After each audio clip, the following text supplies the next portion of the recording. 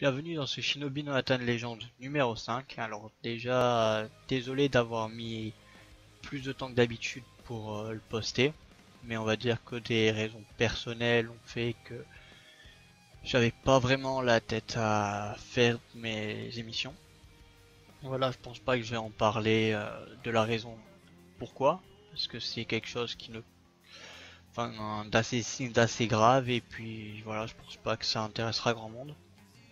Enfin voilà, tout ça pour dire que je vais essayer de reprendre à refaire des vidéos correctement. Après bon, je sais pas combien je vais en faire, à quel rythme, mais bon, je vais essayer de reprendre à faire un peu plus vite comme je faisais au début. Alors je tiens aussi à vous remercier pour toutes les suggestions que j'ai reçues pour les prochains SNH Legends sur la chatbox ainsi que sur le topic. C'est d'ailleurs après avoir parlé avec des gens sur la chatbox que j'ai décidé de faire un SNH Legend sur ce personnage que je juge trop souvent oublié malgré une importance certaine au background du forum.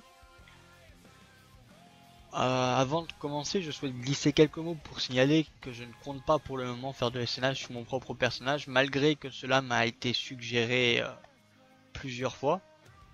Pour une raison assez simple, je ne pense pas pouvoir juger mon personnage de manière objective. Si mon mérite d'être, si mon personnage mérite d'être mélangé au grand nom du forum, franchement, je pense pas. Après, peut-être que c'est moi qui me leurre, mais il me semble pas. Mais par contre, j'annonce qu'il y a peut-être effectivement une chance que j'en fasse un sur mon propre personnage, le jour à ce que j'aurai mon rang S, enfin si je finis par réussir à l'avoir, histoire de pouvoir un peu fêter tout ça, parce que c'est quand même une étape assez importante. Allez, le dernier coup j'étais pas loin, j'ai les enregistrements, enfin j'ai les encouragements, allez, encore un petit effort, puis je vais bien voir si je finis par en faire un.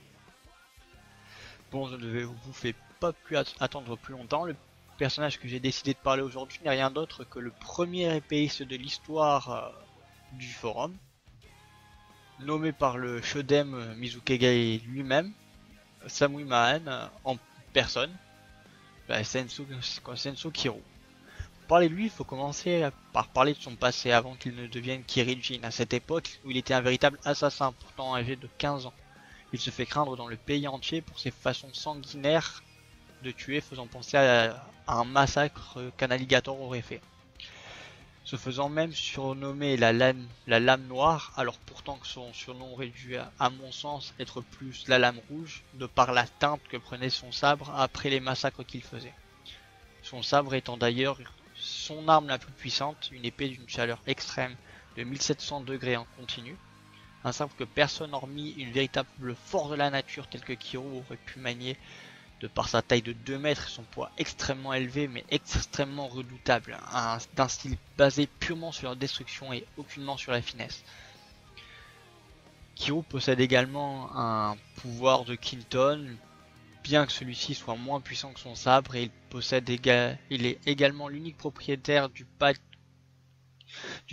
Kuchiose de l'alligator, l'animal qui à mon sens est le plus représentatif de ce qu'était Kiro et de son style de combat. Après qu'il soit devenu Kirijin, il fut l'un des grands acteurs lors de l'incendie provoqué par Maka à travers Mizuno Kuni.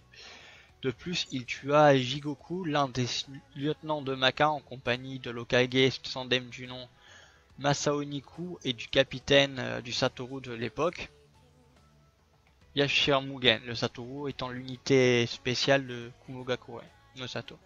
C'est aussi un homme extrêmement influent après la prise de pouvoir du Nidem Mizukage Kitase Shinichi, devenant même son bras droit, et également celui de Yoru lorsqu'il n'était que régent de Kiri avant de devenir le Sandem Mizukage. On suppose que c'est à cause de son passé qu'il n'est pas devenu lui-même Mizukage malgré qu'il aurait pu.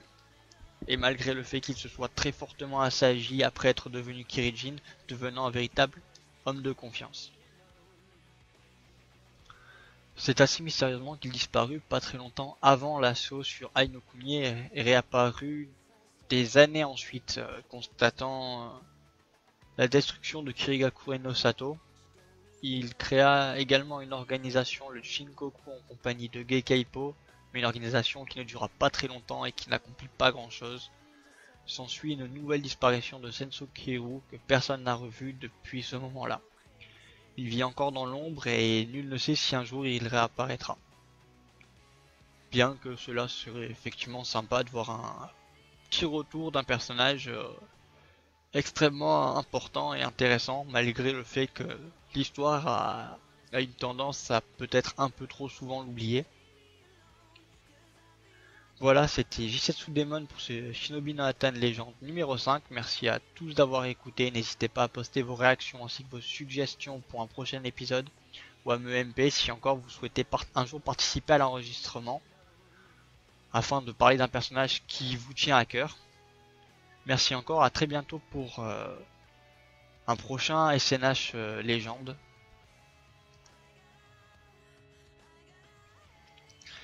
Alors pour la fin de cette vidéo, j'ai décidé de cette fois-ci ne pas vous parler d'une anecdote à propos d'eux, car malheureusement j'avoue que je n'ai pas réussi à en trouver une croustillante sur Senso Keiru.